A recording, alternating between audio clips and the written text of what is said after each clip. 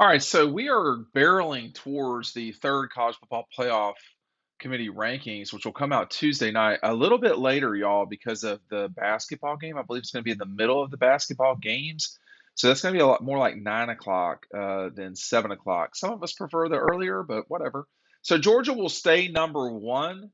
I think the question then becomes who is the four, right? I mean, it will probably continue to be the Texas Christian. And then, the question is not who's going to be number four. So it'll go Georgia, Ohio State, Michigan, or whatever. One, two, three. I mean, we know the one, the two, three is irrelevant because they're going to play each other. TCU staying at four.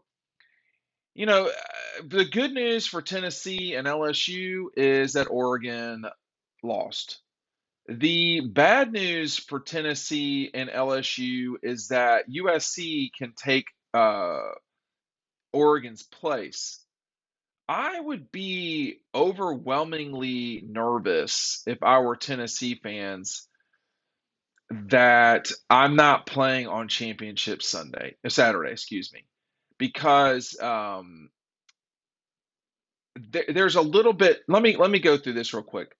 First of all, you're going to have, in theory, number one Georgia versus probably number six LSU, or it could be higher for LSU. All right. If LSU wins that game, that's probably not going to allow enough space for Tennessee to get in. But let's just see how that progresses. Ohio State, Michigan loser is very much still in the discussion. I mean, both of these teams are going to have undefeated seasons heading into that last game of the year. It's hard for me to see the winner of the West, which looked like it was going to be Illinois before they face planted over the last few weeks, whoever it may be from the West. It's hard for me to believe that one of those teams would beat either Michigan or Ohio State. Now, before I start ranting about what this should be versus what it will become, um, let's not lose sight of the fact that Clemson and North Carolina are going to be one-loss teams that should be one-loss teams that will play one another in a championship game. I don't, I am overwhelmingly skeptical that Clemson will lose to close the season. North Carolina plays Georgia Tech. Now, they're really not good, but it's possible that Carolina could get a real tough test against NC State at home. The problem there is NC State just wet their pants with an inexplicable third loss of the season, this time against Boston College. The ACC is not a good league. We all know that. And I think we should just accept it for what it is. When we do that, it's a lot more fun. Um, but, you know, TCU is a problem for Tennessee. The the the playoff committee, I've still got my doubts about them, obviously, but the playoff committee is probably going to want to avoid a rematch. It very clearly states as well that there is a preference given to conference champions. Now, it should say there is preference given to conference champions, comma, that are not from the SEC or that are except in situations where the SEC does not produce a champion, because we've seen twice since 2017 that the SEC non-champion has won this playoff. So that's the good news if you're Tennessee. The bad news is you almost certainly will see three conference champions in front of you. It will be the SEC champion will be in front of you. Let's just say that's Georgia. You will have the Big Ten champion in front of you. Let's say that's Ohio State. Um, the Pac-12 champion, if it has one loss, is getting in. If the other problem for Tennessee is that if USC is hanging around with a 1 point loss on the road, and they will have defeated UCLA, Notre Dame, and perhaps Oregon or UCLA twice, that's going to be a better resume than Tennessee's. Now, I'm sorry to be that way. about it for the Vols, but they have a 1-point loss on the road, and they got to get there to undefeated. And I don't think Tennessee has anything to worry about. I mean, because they're dealing with South Carolina, who is not good, and Vanderbilt, who is worse. So um, Tennessee's two losses don't look so. Excuse me, Tennessee's one loss doesn't look horrible, but at the same time, I just I'd be worried about that because they're going to want to get a West Coast team in there, no doubt about it.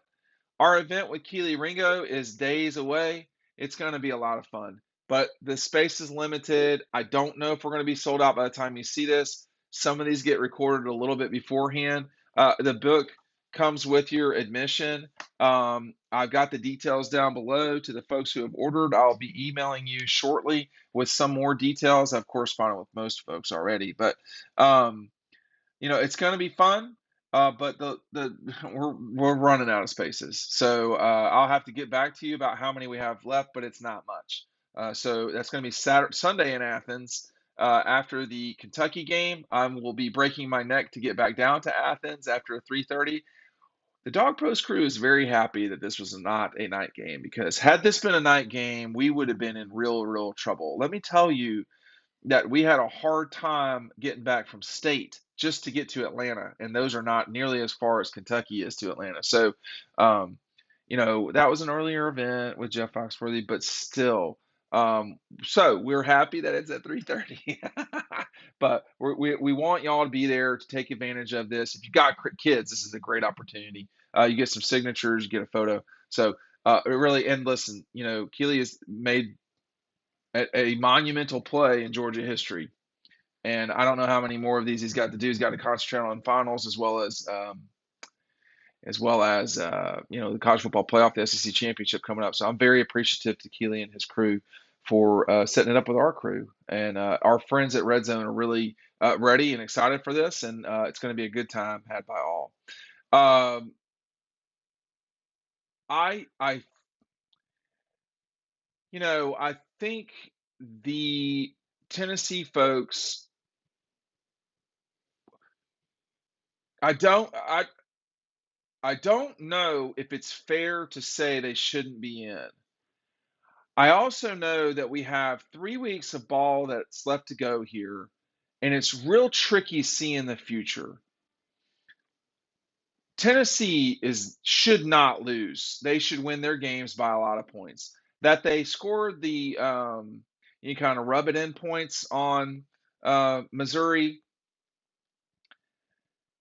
I don't know if that makes a big difference or not to the committee. I think still Missouri's defense is pretty good, but whatever. The other challenge here is, you know, does Tennessee, if they get their way in, do they wiggle up to the three? Because I'm just telling you, people can say whatever they want. They don't want to see a rematch. I mean, Disney doesn't want to see a rematch. Probably the schools don't want to see a rematch. Talking about in the semifinals, they just don't. Georgia would be a significant favorite again, but um, this is a this is an entertainment product. This is a product that is a half a billion or whatever it is dollar playoff. They want to see the West Coast represented because it catches eyeballs out there. Uh, if they had the ability to take Tennessee and put them at the three, if Georgia's the one, I think that's a different conversation. And right now, you could make the argument if you're the committee that you stick Tennessee at three out of after rivalry weekend. I mean, my suspicion is that the College Football Playoff Committee will stick Tennessee at the three after the Ohio State after Georgia. And let's just say we get through it, and you've got two undefeateds, and TCU's still undefeated. Then it's going to be top four. And if it's just top four, Man, you're not going to keep Tennessee out if they're undefeated. Excuse me, Texas Christian out if they're undefeated. And I think then the real challenge for the committee is: do you put a one-loss USC with a with a 1 point loss on the road in conference play? Do you put them in over Tennessee? And I bet they do. If it's a one-loss SC, two loss, no. Then the balls will have I mean, the balls probably deserve to be in there to begin with. I'm just going through the rationale of what the committee is going to do. They're going to do all they can to get a Pac 12 team in there. They're going to do all they can to avoid a two SEC team scenario. The only three teams in this league that can get in there are LSU, Georgia, and Tennessee, and not in that order.